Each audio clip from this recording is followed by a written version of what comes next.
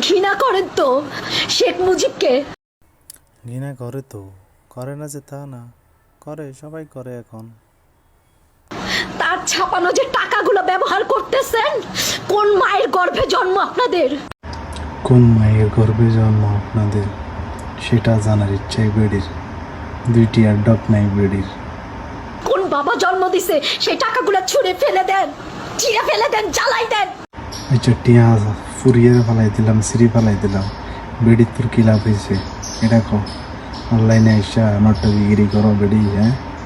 ভালো হয়ে যা, ভালো হয়ে যা, ভালো হইতে ইঞ্জেকশন লাগে না, নাহলে ইঞ্জেকশন লই আইব খোলা পাই না।